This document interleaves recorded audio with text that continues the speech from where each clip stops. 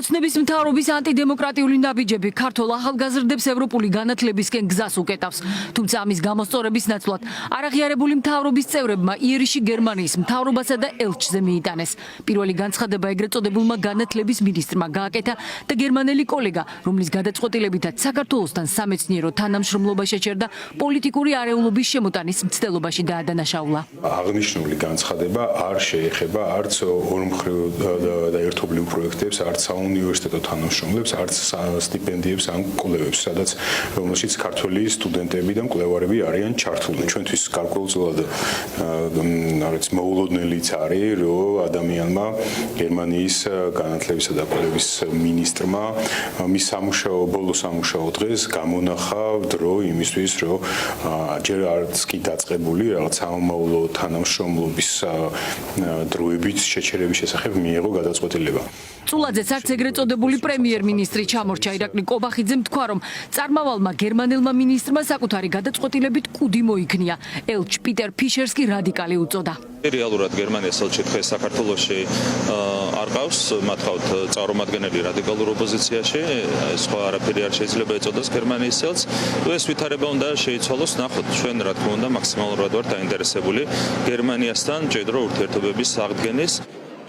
კობახიძეც არაფერი უთქვამს იმაზე, რა გახდა გერმანიის მთავრობის გადაწყვეტილების მიზეზი, რის გამოც ქართულ სტუდენტებს მობილობის, მეცნიერებს კი კვლევების საშუალება აღარ ექნებათ. ის რომ გერმანული მხარე იძულებულია საქართველოსთან ურთიერთობის ყველა ასპექტს გადახედოს, ელჩმა პიტერ ფიშერმა X-ზე გამოქვეყნებულ პოსტში დეტალურად განმარტა. გერმანიის განათლებისა და მეცნიერების სამინისტრომ გაყინა გერმანია საქართველოს სამეცნიერო თანამშრომლობის განახლება, რაც მოიცავს სტუდენტების მობილობას, კვლევას და ევროკავშირის საქართველოს პროგრამებს. საქართველოს მიერ აკადემიური თავისუფლების შეზღუდვისა და ევროკავშირში გაწევრიანების პროცესის შეჩერების გამო, ქართველები, რომლებმაც ისწავლეს გერმანიის უნივერსიტეტებში, ძირითადად გერმანული სტიპენდიების დახმარებით აცნობიერებენ ამ დანაკარგს. გერმანია აგრძელებს ვითარების მონიტორინგს და სამწუხაროდ განიხილავს საქართველოსთან ურთიერთობის ყველა ასპექტის გადახედვას. გერმანული სასტიპენდიო პროგრამებით ევროპული განათლება არაერთმა ქართველმა ახალგაზრდამ მიიღო. გერმანულმა დაფინანსებამ მათ ფართო ასპარეზი და პერსპექტივა მისცა. ამ ყველაფრის შეზღუდვით კი ქართველი სტუდენტები თანამედროვე ევროპული განათლების სისტემის მიღმა დარჩებიან. დავინახეთ, რა გადაწყვეტილება მიიღო გერმანია, როგორი შესაძლებლობა წაგვართვა იმის, რომ წავიდეთ, უკეთესი განათლება მივიღოთ, ის პროგრამები, სამეცნიერო პროგრამები, რომელიც თითოეულ ჩვენგანისთვის იყო ხელმისაწვდომი, ახლა უბრალოდ აღარ არსებობს ჩვენთვის. შესაბამისად, ქვეყანაში, რომელიც იმასაც კი ვერ უზრუნველყოფს, რომ მის მოქალაქეებს, ახალგაზრდებს ჰქონდეთ შესაბამისი განათლება, არა თუ ამ პრობლემებზე ზრუნავენ, არამედ იმ შესაძლებლობასაც გვართმევენ, რა შესაძლებლობასაც გვაძლევდნენ დასავლეთის სახელმწიფოები. ქართველებმა, რომლებიც სწავლობდნენ გერმანიის უნივერსიტეტებში, იციან, რას წარმოადგენს ეს დანაკარგი.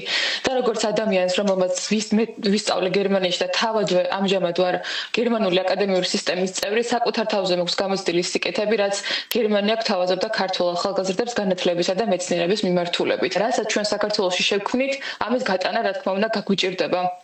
გერმანიაში და პირიქით, თუ რაიმე მიღწევა არსებობს ევროპაში და გერმანიაში, ამაზე წვდომა ამ მეთოდოლოგიებზე და ტექნოლოგიებზე ქართულ მეცნიერებს რა თქმა უნდა შეეზღუდებათ.